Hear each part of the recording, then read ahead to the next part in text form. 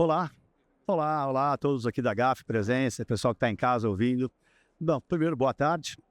Sejam muito bem-vindos ao painel Macroeconomia Compra ou Vende aqui da GAF, na sexta-feira, o segundo dia da GAF. Esse é o evento que é uma feira, a maior feira do agronegócio do mundo, né, que acontece aqui no Allianz Parque. A proposta aqui desse bate-papo é bem simples, né?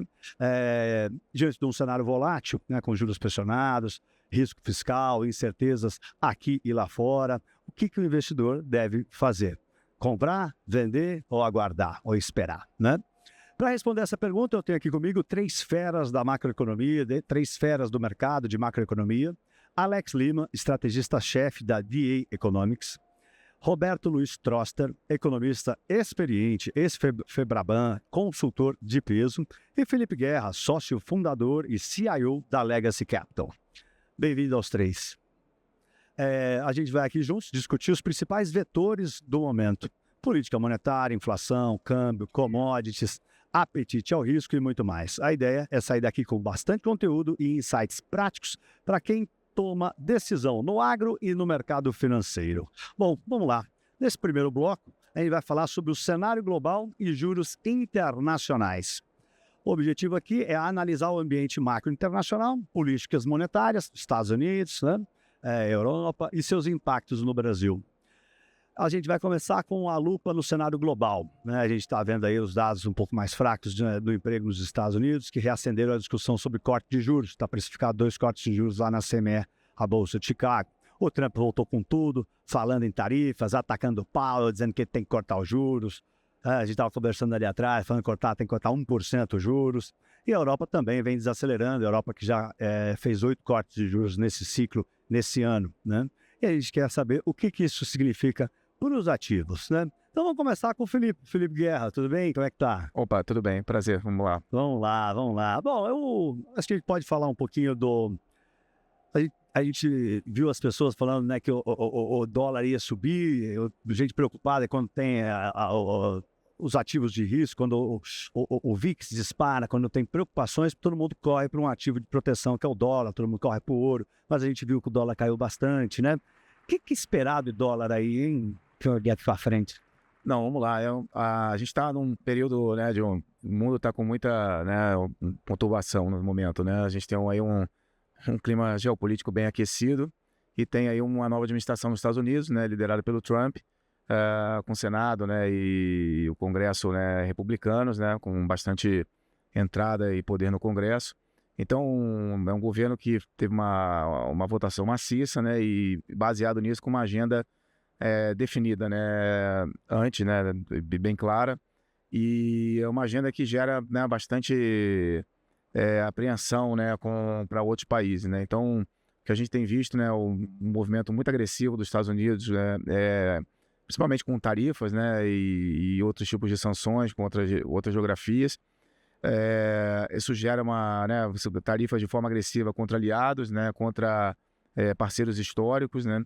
Isso gerou um certo incômodo, né, que o mundo hoje, nos últimos anos, muito dinheiro, né, os Estados Unidos, muito dinheiro com o excepcionalismo americano, o crescimento dos Estados Unidos acima do crescimento dos demais países, todo o dinheiro vinha migrando para os Estados Unidos. Então, todos os investidores, todos os portfólios, muito posicionados nos Estados Unidos. Quando você tem esse tipo de mudança, né, estrutural, a bolsa disparando, né? A bolsa disparando, né, o dólar muito forte, né, o dólar está ciclicamente muito caro, né, contra um conjunto de moedas, seja ele qual você escolher, né, e diante desse cenário, né, você tem essa mudança dos Estados Unidos mais agressivo, né, com políticas erráticas, né, e de agressões aí com a China, com o bloco europeu, com parceiros da América, né. Então, todo mundo muito posicionado nos Estados Unidos, todo mundo esperando um governo que seria muito pró-mercado, e vem um governo com uma série de intervencionismo, né, e muito ativista, né. Então, na margem, que tem acontecido é que os investidores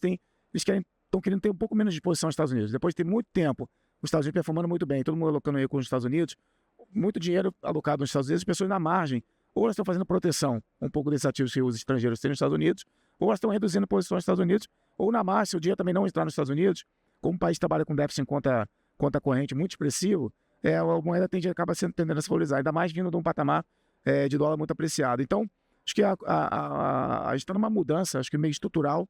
Eu diria que a gente está entrando aqui num bear market do dólar, que já começou, né?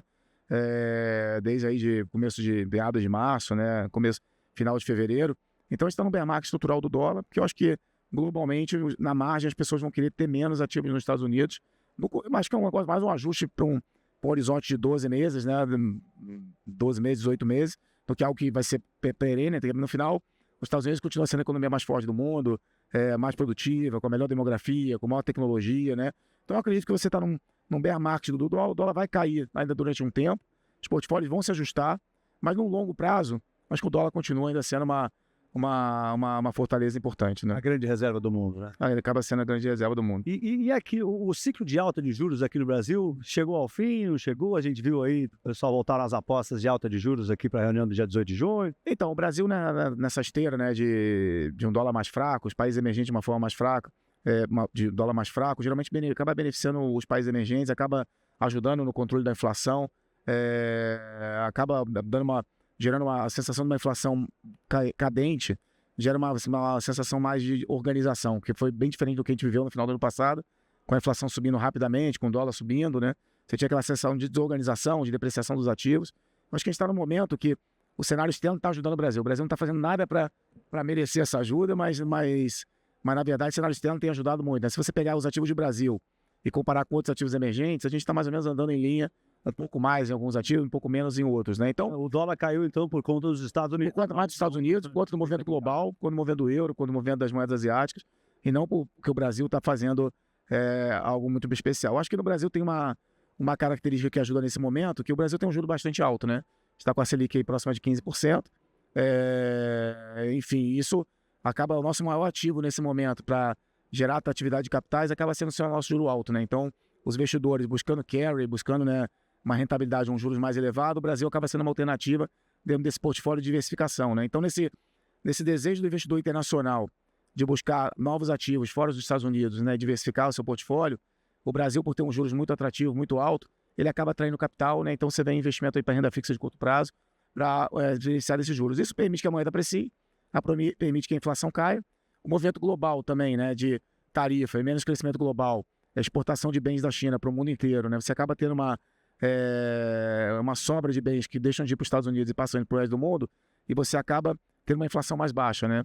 Então, diante disso, acho que a gente está muito próximo, se é que já não acabou, na nossa opinião já deveria ter encerrado o ciclo, talvez tenha mais uma de 25, mas uma de 25 a mais, uma de 25 a menos, eu acho que vai mudar pouco para o estrutural, né? O fato é que o Brasil ainda tem um juro alto, o fato é que o dólar está fraco no mundo, ele vai continuar atraindo, capaz do dólar continuar escorregando um pouco mais, isso vai permitir o Banco Central parar, né? E eventualmente no final do ano, dependendo de onde vai acomodar a inflação, a gente lá na Legacy já tem inflação tanto para esse ano como para o ano que vem, dali 5, ser abaixo de 5 já, né? Então, se aproximando ali do topo da meta, né? Do Banco Central. Então, acho que futuro próximo aí, talvez no último trimestre desse ano, talvez no primeiro semestre, no trimestre do ano que vem, a gente consiga começar um ciclo aí, não muito agressivo, mas um ciclo talvez suave de corte de juros. Só de começar já vai melhorar. Alex Lehmann, e o Federal Reserve vai cortar 2 vezes os juros esse ano lá nos Estados Unidos? Não vai? Vai cortar uma? Se não cortar, o que acontece? Qual é a sua visão? Essa é a pergunta de $1 milhão, né, que a gente se pergunta todo dia. Bem, a gente vê uma teimosia da economia americana de se estagnar, né? É impressionante a resiliência da economia americana. Concordo com tudo que o Guerra disse, principalmente nessa parte de diversificação de fluxos de portfólios mais marginais, né? Eu acho que durante muito tempo as instituições, a força das instituições americanas, política fiscal, política monetária, asseguram muito, né, esse excepcionalismo americano, mas parece que um pouco dessa volatilidade recente da gestão do Trump machucou um pouco isso. E a gente viu, né, outros mercados de equity, como não fazia muito tempo, outperformar os Estados Unidos. Então a gente viu Europa andando mais, né, principalmente nesse último trimestre, China também andando mais. Então tudo isso é um pouco do contexto pano de fundo. Do ponto de vista macro, tirando as pesquisas, né, e toda essa volatilidade que a guerra comercial trouxe, a economia vai muitíssimo bem, obrigado, né? Hoje saiu o dado de payroll, vieram quase 140 mil questão de postos de trabalho, a taxa de desemprego continua estável em 4,2, que é mais ou menos o que o Federal Reserve projeta para o final do ano. A única questão é, para cortar esses 2 cortes que estão aí sendo comentados desde o começo do ano, a inflação precisa continuar acomodada. E isso é um pouco de uma uma dúvida, né? Porque todas essas tarifas que estão sendo implementadas, e é claro, a execução delas está sendo um pouco desengonçada, nessa briga de vai e volta, agora cai tudo, vai para a Suprema Corte de volta, mas parece que vai ter algum tipo de pressão inflacionária no segundo semestre. Se isso acontecer, né, e tem casas boas falando que provavelmente o PCE, a Bloomberg Economics fala que o PCE no final do ano pode estar acima de 3%, 4% dos Estados Unidos. Se houver algum tipo de configuração de uma inflação que está relativamente comportada, aí acho que é difícil do Fed cortar. Aí a visão da nossa casa na Lata Agro é que a gente não vai ter esse corte. Tá? Esses 2 cortes provavelmente vão ser expurgados, vão ser empurrados, como já estão acontecendo. Então a gente começou o ano e pensou que ia acontecer no primeiro semestre. Hoje já vem os dirigentes do Fed falando que é setembro. Se a gente tiver qualquer uptick de inflação, como é um pouco nossa expectativa, essa economia forte vai empurrar esses cortes para o ano que vem. E aí, assim, o que acontece com o mundo? Eu acho que o mundo está se acostumando com uma taxa de juros em dólar relativamente mais alta, né? Não é tão disruptivo. Para os Estados Unidos, isso não é tão disruptivo para a economia, porque o passivo da economia americana ele é muito termado. Né? A hipoteca do americano é 30 anos, né? Os corporate bonds, o duration é longo. Então, o passivo da economia ele demora muito para rodar nesse patamar onde está a curva de caixa, que é o Fed Funds. Então, a gente acha que a economia continua performando pelo menos até ano que vem para desacelerar. Então, nossa cabeça é essa. E acho que nesse patamar, sem grandes rupturas, né, não vai ser um corte de Fed Funds a mais ou a menos que vai mudar muito o cenário. Eu concordo com o Guerra que a gente acredita que os ativos aqui no Brasil têm espaço mais para andar, principalmente o real. O real é uma aposta que a gente gosta na casa, porque ele ficou muito correlacionado com a queda do dólar globalmente. Né? Acho que o dólar globalmente tem um pouco de um bear market estrutural, também da maneira que os Estados Unidos se posiciona geopoliticamente, né? Fazendo tantas sanções, forçando que os parceiros comerciais meio que se organizem também, né? Com esse medo dessa belicosidade, né? De usar o dólar como arma. Então tudo isso, por exemplo, o dólar global caiu, tá 9% da máxima histórica, né? Que foi há meses atrás. O S&P está 4%. Então teve um dente, teve um dano estrutural no dólar.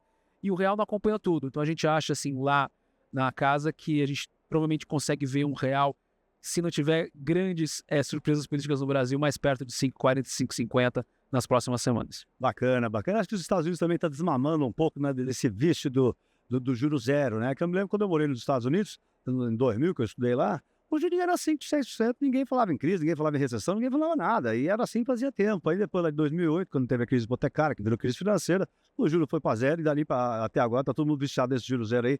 Tem que desmamar um pouco, né? Exato. E vou te dar um dado que a gente calculou outro dia ali na consultoria, a gente ficou bastante surpreso. Apesar da inflação dos Estados Unidos estiver rodando CPI, né? Que é o IPCA deles, está rodando perto de 2,5, o PCE é perto de 2, o anualizado.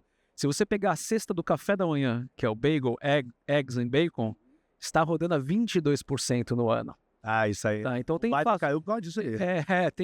Tem pressões inflacionárias subjacentes interessantes que não necessariamente o índice pega. Então, até as próprias expectativas de inflação, se olhar, que tem uma família de expectativas de inflação, mas olhar o Michigan está quase 7%. Né? Então, assim, existe uma questão de inflação que não está dormente lá e provavelmente a gente vai lidar com ela no segundo semestre. Tá bom. E tem alguma região ou classe de ativos que vocês estão comprando, alguma coisa que vocês estão evitando? Falando agora de ativos específicos, para todos aí, quem quiser falar. Posso pegar aqui, que a minha praia é um pouco nessa linha. Eu acho que a gente está num momento, né, que eu concordo com o Alex falou, né, assim, o normal da vida é quando você está crescendo, né, quando a economia está crescendo, tá tudo bem, o juro trabalhar mais alto mesmo, né, e os ativos trabalharem apreciados, né. Então, de uma forma geral, eu acho que você está tendo aí estímulo na China, né, tanto do ponto de vista fiscal como monetário, na Europa também, né, você comentou dos 8 cortes, também perspectiva de expansão fiscal na Alemanha, principalmente, né, combinado com uma situação de um dólar mais fraco, os Estados Unidos, que a economia, né, tem uma resiliência impressionante, apesar de todas as perturbações aí que o Trump tem gerado, a gente, né, continua, né, tem uma economia sólida, os drivers de consumo são presentes, né, você tem em paralelo a isso que a gente não comentou ainda, mas a gente é muito animado, muito otimista com esse desenvolvimento da inteligência artificial.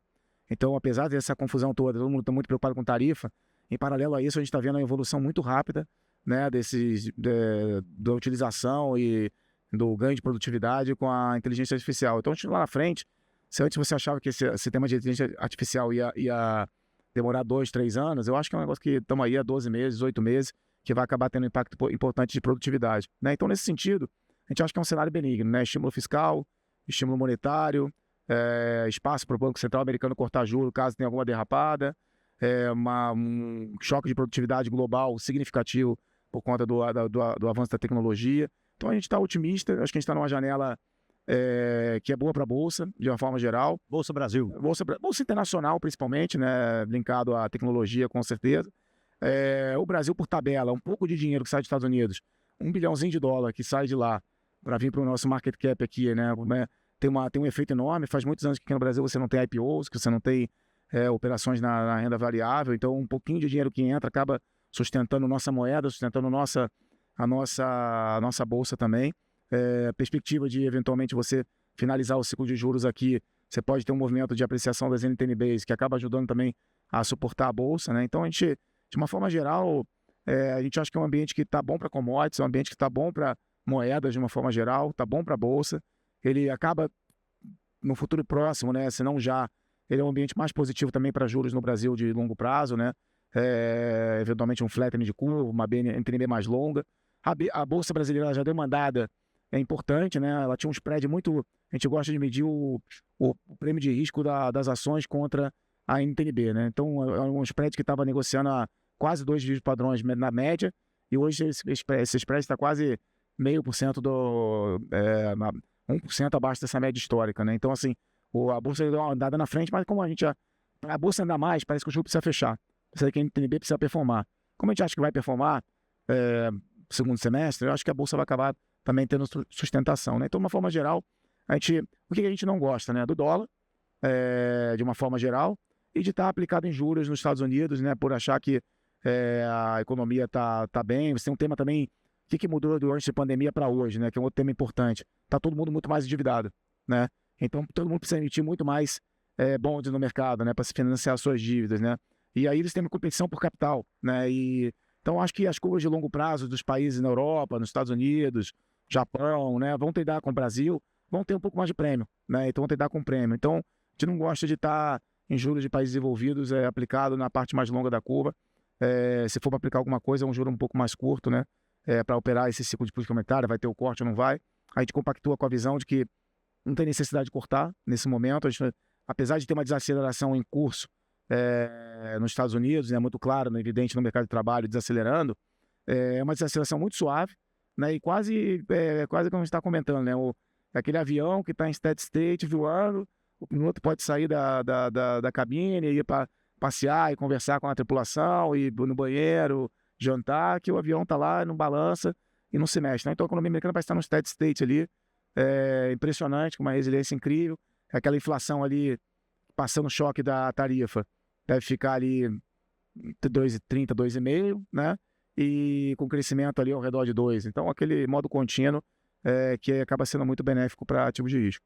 Isso aí, vamos virar um pouco o foco para o Brasil, né? Aqui tem bastante discussão, bastante coisa acontecendo, fiscal preocupando, o câmbio, né, parece que ignorando o fiscal, os juros futuros oscilando bastante, né? A discussão sobre o IOF, meta fiscal, tivemos reclassificação aí, né, do risco país, mudaram as perspectivas, e o agro aí, que depende de previsibilidade, sente tudo isso no bolso. Turma aqui do agro, né? Vamos para o Troster um pouco, Troster, vamos entrar na conversa aqui.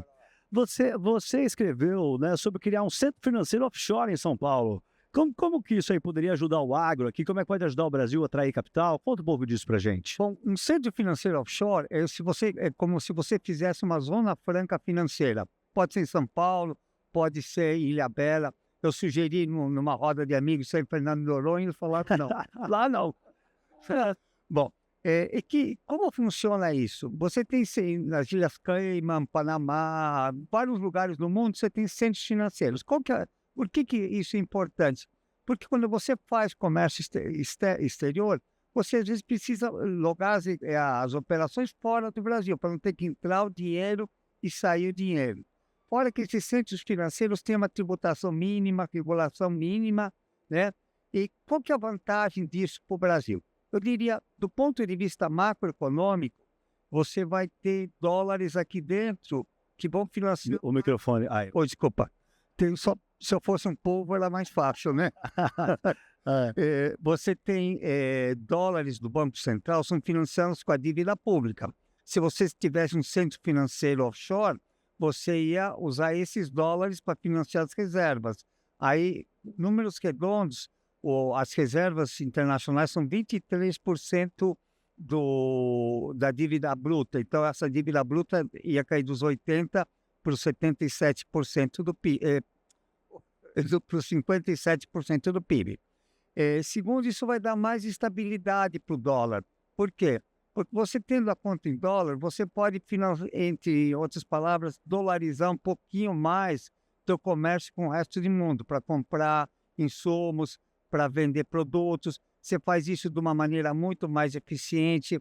Você faz isso em português. Hoje, por exemplo, nesses centros financeiros offshore, tem 20 bancos, por exemplo, nas Ilhas Cayman, 20 bancos brasileiros que tem uma subsidiária lá.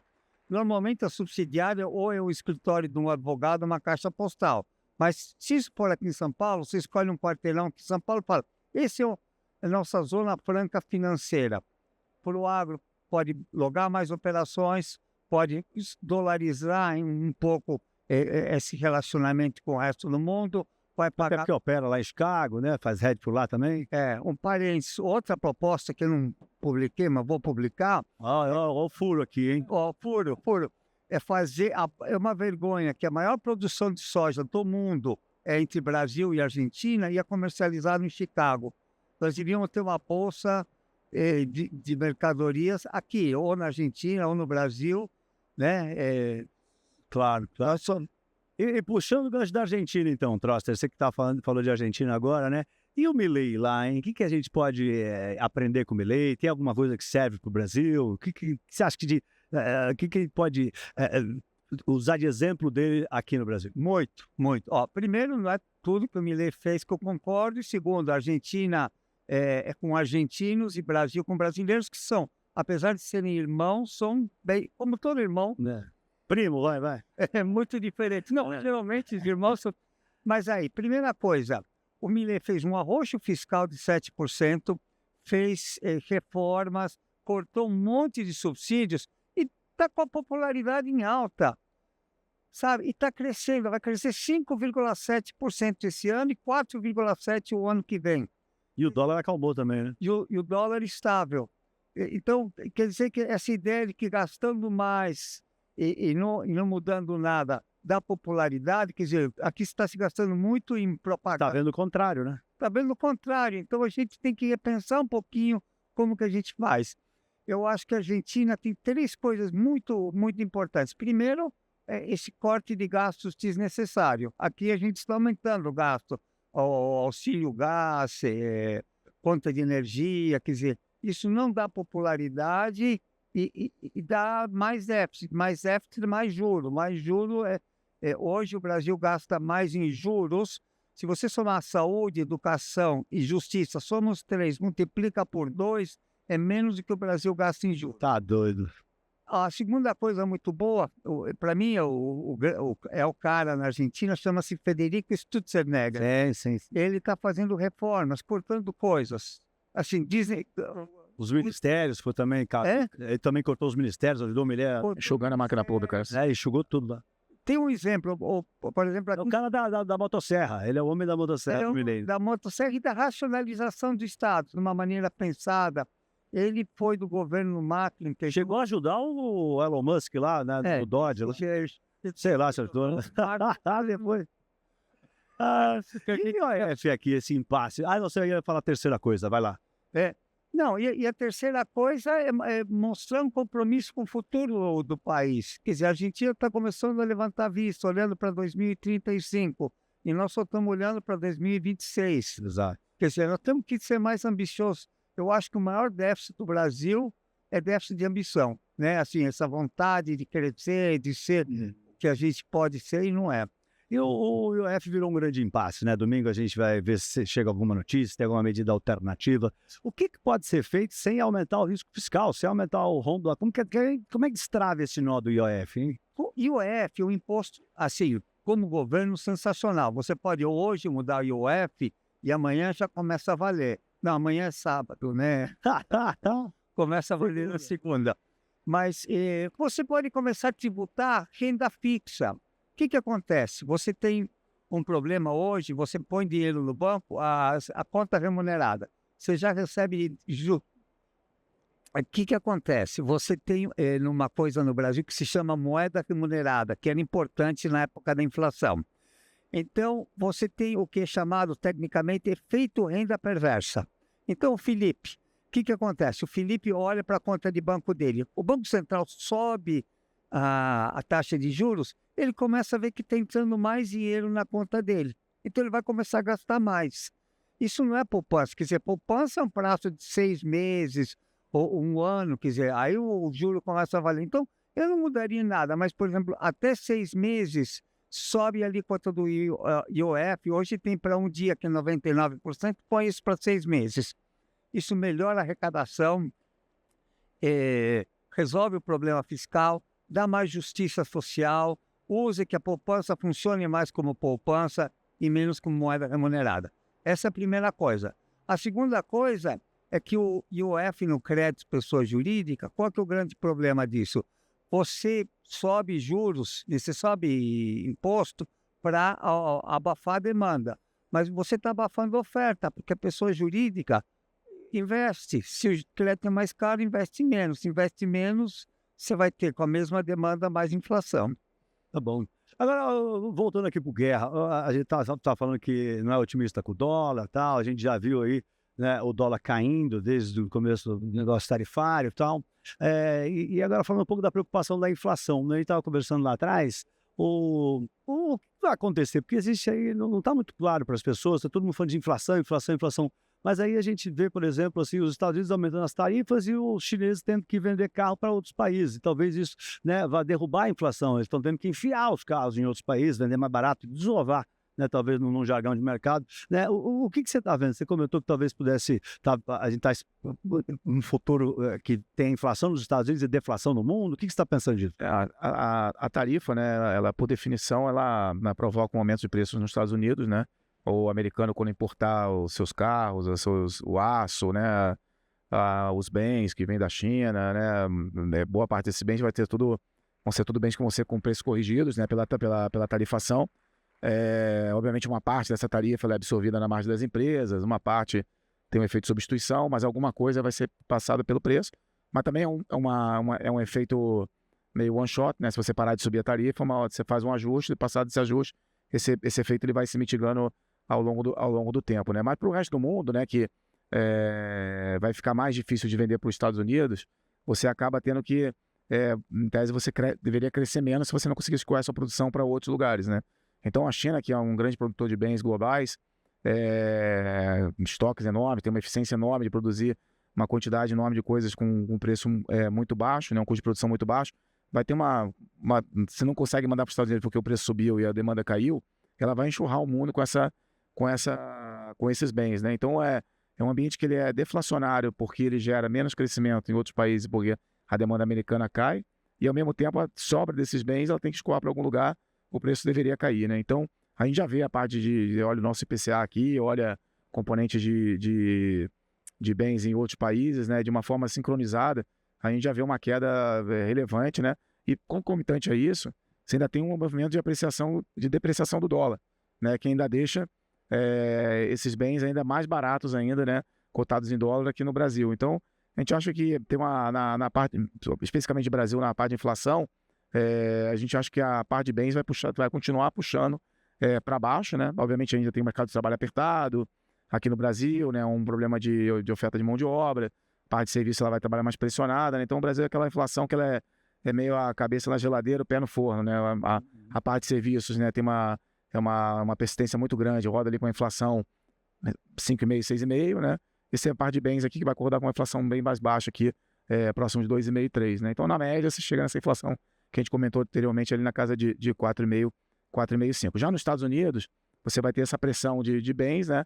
E com um mercado de trabalho que segue, né? Já teve mais pressionado, mas um mercado de trabalho que ainda é robusto, né? O desemprego está perto das mínimas, apesar de ter uma piora marginal na ponta. É um desemprego ainda perto de 4%, 4,2%, né? Com o número que saiu hoje.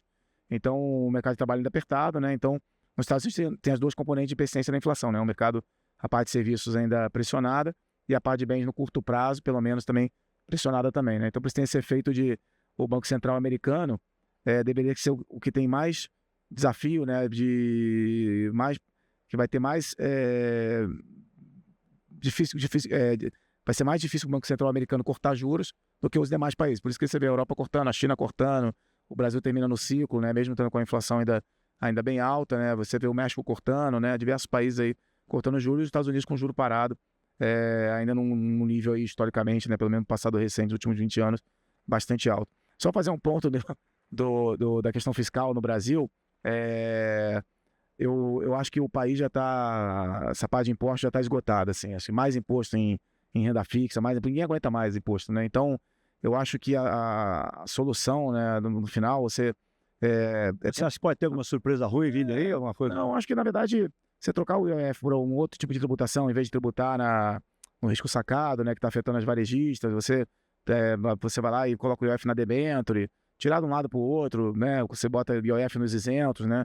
Você poderia fazer no Brasil, no lado de investimento, né, no lado de o que eu faria, na verdade, assim, é uma alíquota única para todos os tipos de investimentos, né? Então, por que você tem que ter os isentos, as LCA, as LCI, o CRI, o CRA, as debêntures incentivadas com isenção, né, que beneficia empresas grandes, e você vai lá e coloca o IOF nas empresas médias e pequenas e faz esse IOF que a cada 90 dias você tem que rolar o risco sacado, um pedaço desse IOF ele é pago na cabeça. O cara tem que pagar isso 4, 5 vezes por ano, a cada rolagem que você tem disso. Então, assim, na verdade, o ideal é você fazer uma alíquota única, tributar todos os instrumentos financeiros de uma forma homogênea, sem ter diferenciação, né?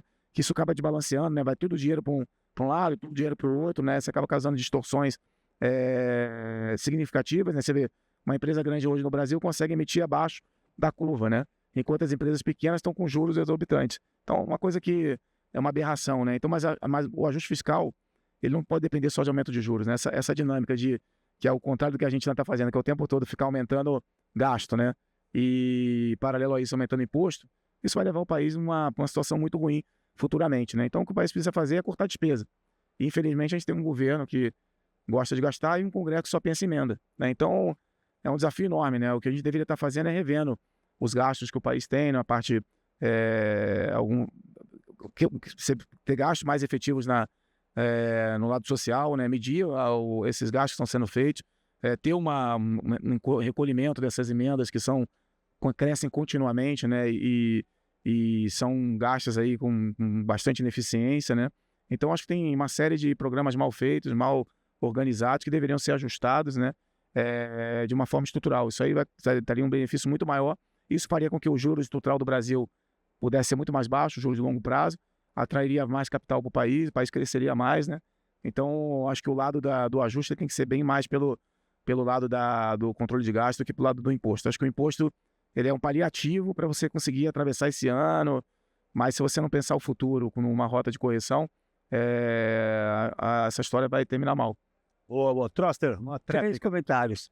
Primeiro, eu estou achando que a inflação vai cair mais rápido. Commodities lá fora está estabilizado com viés negativo, o preço do petróleo está despencando, o dólar aqui, eu estou bem casado com o Alex, acho que o dólar abaixo até de 5,30 no final do ano. Isso é na veia da inflação, você vê que as projeções estão sistematicamente caindo, então acho que a inflação vai cair mais rápido, o dólar mais rápido, o juro mais rápido, e a bolsa... Por conta do cenário macro lá fora, né? Por conta do cenário macro, não, dólar aqui dentro vai cair mais...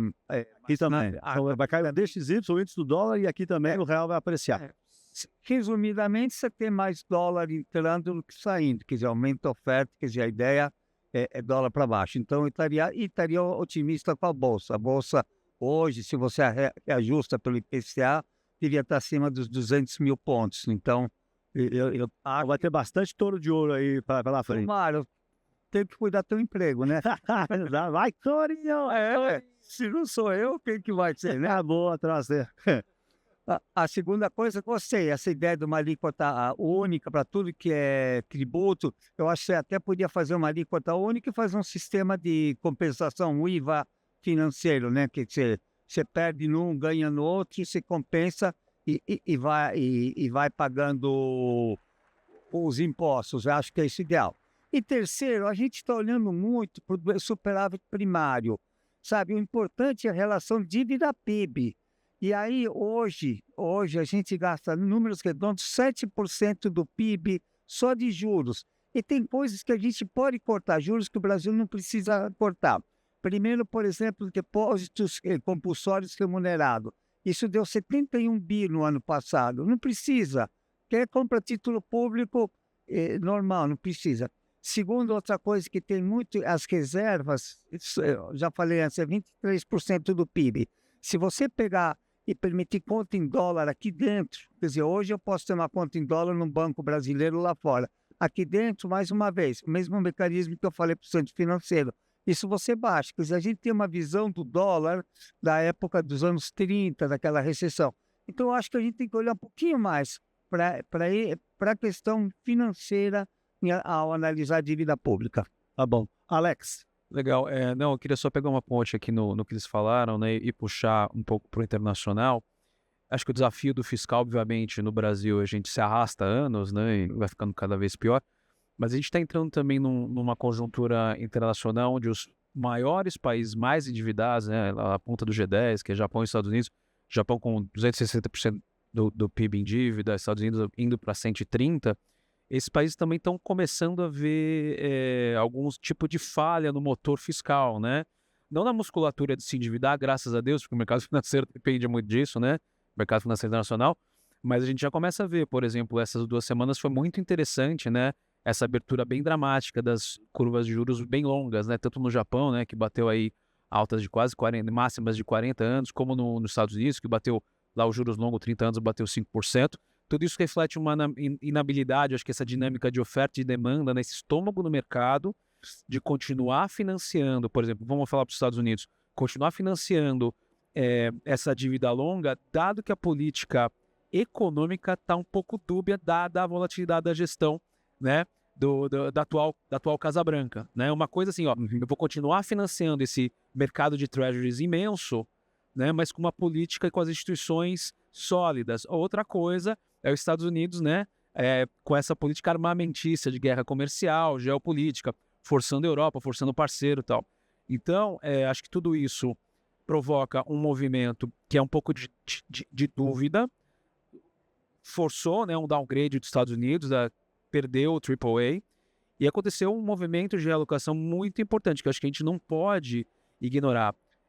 Como o Guerra falou, 1 bilhão ali mexe muito no market cap, e mexeu na Europa. Então, esse prêmio, esse excepcionalismo na Bolsa Americana, né, que faz o S&P negociar 20 vezes, caiu para 17 e jogou esse prêmio para a Europa, jogou esse prêmio para a China. Né? Então, assim, tem muitas oportunidades no mercado quando a gente vê os Estados Unidos espirrar. Verdade, o bolso da Alemanha bateu o máximo histórico. Exato. Então, por exemplo, tem oportunidade, Alibaba, né? Alibaba que é a Amazon chinesa. A Alibaba está negociando o mesmo múltiplo do IPO, só que vende 15 vezes mais. Então tem muitas oportunidades aí no mundo, né? Quando a gente vê os Estados Unidos mexer um pouco. E acho que o Brasil, emergentes, tem várias oportunidades aí de security selection que são interessantes. Mas era isso. Não, sim, não, porque agora até é a hora da gente falar um pouco, né, do que comprar. Nós estamos falando bastante do mercado macro, falamos que não estamos otimistas com o dólar, o Guerra não está otimista com o dólar, commodities, né, talvez estabilizadas, né. Vamos falar um pouco de commodities, então. Qual a visão de vocês para commodities? Quem quer pegar? Eu acho que uma coisa que a gente precisa contextualizar até para o público do GAF, né, é que o Brasil ele pode cair para cima, né? Falando bom português aqui, tem dessa guerra comercial. O Brasil, se você olhar, é o primeiro exportador e um dos primeiros fornecedores globais de proteína, carne bovina, né? Primeiro também de frango, primeiro de soja global, né? Em 2018, quando teve a primeira fase da guerra comercial, quando o Trump colocou 2017, né, com a primeira onda de tarifas, o Brasil era 40% de todo o fornecimento de soja para a China. E a China virou canhão de compra para cá naquela época. E virou, e hoje a gente é 70%. O Brasil pode comprar deles. Hoje é 70%. Então, assim, hoje para a gente ganhar mais market share é complicado, mas também qualquer 1% nesse mercado, no mercado de uma safra de 100 milhões de toneladas, é coisa pra caramba. Então, acho que em termos de soja a gente tem menos espaço, mas proteínas acho que a gente ainda tem um pouco muito de espaço porque a gente é quase 30% do mercado global. Tá? Então, é bastante importante, mas também muito importante para o mercado produtivo brasileiro se atentar a se sofisticar cada vez mais, né? Porque nossas receitas é basicamente em dólares, né?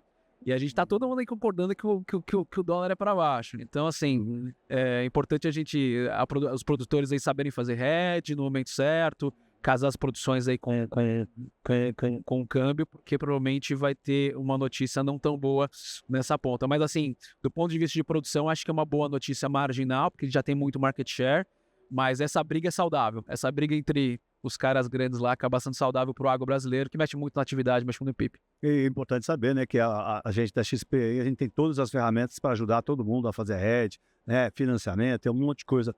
Muito bom conversar aí com o seu assessor aí para entender tudo que a XP pode ajudar na parte de hedge para o agro, né? E Guerra, então você não está contente com o dólar, né? Não está otimista com o dólar, acho que é para baixo. E que mais? Que outros ativos, né? Que classes de ativos valem o risco para os investidores?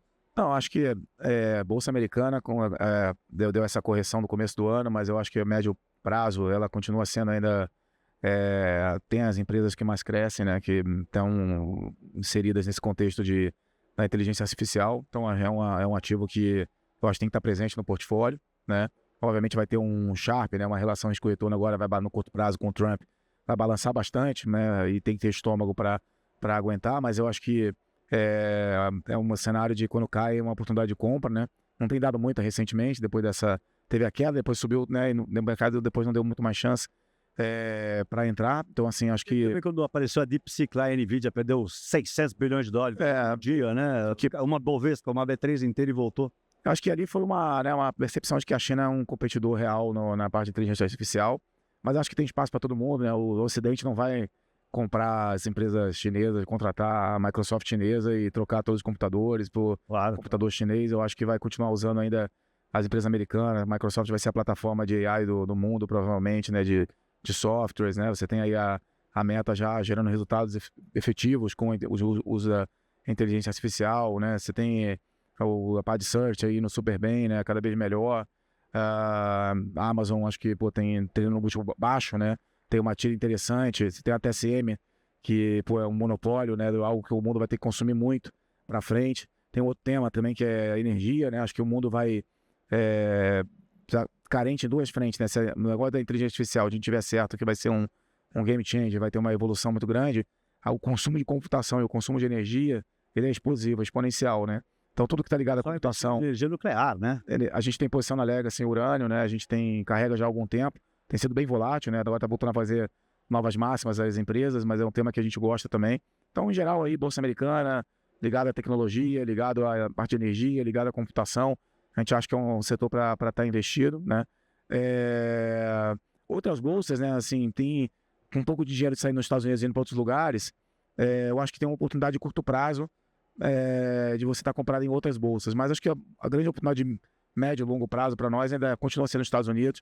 Eu acho que no futuro, apesar dos Estados Unidos estar parecendo menos excepcional nesse momento, eu acho que no futuro adiante a gente vai ver o excepcional voltando, porque é o país que está tomando um choque de governança no curto prazo, mas é onde as instituições funcionaram por muitos e muitos anos, né? E é onde você tem um ganho de produtividade relevante, uma demografia importante, um parque tecnológico bizarro, né? De uma vantagem competitiva enorme. Então, né, eu teria o capital humano muito bom. Então, um portfólio, acho que está comprado em Bolsa Americana, acho que é importante. É que olhando para o Brasil, né? Como eu falei, no curto prazo, aqui eu acho que os ativos em geral, as bolsas em geral vão performar, as commodities vão bem, de uma certa forma, né? Tirando o petróleo, que eu acho que tem uma questão de uma oferta maior da OPEC, né? Talvez um preço um pouco mais baixo vai inibir o shale, então você pode ver um óleo aí entre 50 e 60, até bem provável, acho que a probabilidade é alta de acontecer isso, mas acho que nos metais, a gente está vendo uma alta expressiva, vai continuar. Eu acho que as agrícolas vão bem também, de uma forma geral. Então, acho que na commodity a gente está otimista, para a bolsa a gente está otimista. Acho que a gente quer venda de dólar contra diversas moedas, como a gente já colocou, né? E aí, na parte de Brasil, especificamente, se tivesse que escolher um ativo aqui para estar comprado, eu acho que o dólar pode continuar apreciando e pode buscar o 5,30, que o Alex falou, 5,35, né? Mas eu acho que né, você está 5,57 para 5,40 e pouco, não é tanta pouca coisa. É pouca coisa, né? Então, assim, na verdade, eu acho que o upside aqui, né, a gente vai ter que olhar para a eleição com cuidado, né? Se tiver uma mudança de governo numa direção a la Milei, como a gente estava conversando aqui com o Trotsky, eu acho que vai ter muito upside em duration em Brasil. Acho que as NTBs elas podem fechar muito, né? E aí impulsionar a bolsa, o câmbio vai andar também, acho que os ativos vão andar de uma forma geral. Acho que no Brasil vai ser bem importante ver aí a alternância de governo. Se ela se confirmar, eu acho que o upside é muito grande. Se a gente continuar nesse modo que a gente está hoje de aumentar gasto, aumentar imposto, aumentar gasto, aumentar imposto, o Brasil vai acabar ficando para trás no contexto global, né? Tá bom. Troster, Quero fazer um wrap-up. complementar. Gostei da tua análise, mas eu primeiro olharia um pouquinho mais para o euro do que para o dólar. Acho que a governança do euro é melhor que a do dólar. Eu acho que a longo prazo, ativos em euros ou aplicações em euro tem mais futuro. Segundo, né, o centro financeiro do mundo, que era Londres, foi para os Estados Unidos e está se deslocando para a Ásia, né? E eu acho que assim, eu poria uma ficha nos Estados Unidos, mas poria uma outra ficha na China. Eu acho que a China tem uma condução política econômica muito boa, então eu acho que um olho no peixe, outro na frigideira, um no gato, na frigideira. É diversificação no final, né? Diversificação, né? Diversificação, mas assim, não seria tão otimista com os Estados Unidos. Terceiro, que esse primeiro semestre mostrou como a gente sempre pode ter novidades. E a gente teve novidades assim, relativamente light, né? Pode vir coisa pior, então é melhor um olho na frigideira e outro no peixe. Trump e a volatilidade na veia, né? Trump e a volatilidade. Mas o risco que tem, quer dizer, normalmente você cai tudo de uma vez. As crises, sabe, uma coisa comum em todas as crises é que todas são diferentes, todas vêm de um lado não esperado, nunca vão ter a mesma crise de novo. Então eu estaria assim, focando um pouquinho mais nisso, né? Tá bom. Alex, quer fazer um wrap-up aí para encerrar? Parece que colei, sabe? Quando você cola da prova. Aqui. Mas eu concordo com o Guerra, eu acho que a Bolsa Americana vai continuar performando, os melhores profissionais, os monopólios de mercado, esse prêmio, esse excepcionalismo vai ser refletido lá em equities. Eu acho que o S&P você não compra, você coleciona, tá? Principalmente quando ele dá a oportunidade de comprar, como foi, né, pouquíssimo tempo atrás. Eu também gosto de estar diversificado fora do dólar, acho que o euro é um beneficiário natural, né? Principalmente quando o mundo pensa um pouco nessa tese de vamos diversificar nossas reservas em dólar, né? Eu acho que faz um pouco de sentido ter um pouco mais de euro. E aquilo que eu falei anteriormente, eu acho que a Ásia, principalmente China, é um mercado imenso, né? China é o único país do mundo que produz estudantes de áreas de ciências e tecnologias 600 mil por ano, né? É uma criação de conhecimento impressionante. É um país que está se preparando para ser do futuro. Hoje, se você olhar... O Tim Cook, né, da Apple, diz que não é nem tanto o custo de produzir na China, mas sim o material humano que eles têm lá, que eles não têm nos Estados Unidos. Exato. E esse mercado consumidor vai ser sofisticado e vai querer consumir, né, em breve, né? Então, hoje, assim, os Estados Unidos está construindo 2 usinas nucleares em 2025, França 1, China 24. Né? Então, eu acho que assim, tem muita estrutura, tem muita coisa para acontecer lá. Precisa de uma ajuda da liderança do partido. O Xi Jinping, acho que já mostrou. Isso é uma coisa que vai e volta, é um pouco mais circular. Tem que ter essa leitura política como a gente tem no Brasil para investir sempre em qualquer ativo, mas acho que tem bastante valor para ser destravado na Ásia, principalmente em China. Então é isso, acho que colecionar Bolsa Americana, tirar um pouco de exposição do dólar e botar um pezinho em Ásia. É isso aí, bom, quero agradecer aos três, muito obrigado, Guerra, Troster, Alex, essa conversa direta aqui, bastante explicativa, até um pouco provocativa, e acho que é isso, turma, para investir a gente tem que, né, estar sempre olhando para esses diversos pontos aí, e muito obrigado a todos aí que participaram desse painel, o Macroeconomia Compra ou Vende aqui na GAF. Até o próximo painel, forte abraço aí a todos, vai Torinho! Vai Torinho! Tchau, tchau! Vai Torinho! Pô, tinha bastante gente ouvindo aí, olha que bacana. Bacana, valeu, turma. Valeu.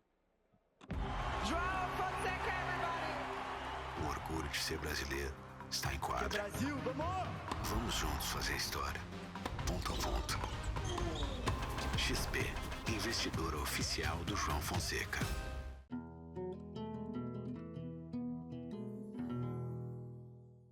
AgriConnection. Ative a rede que vai transformar o agro.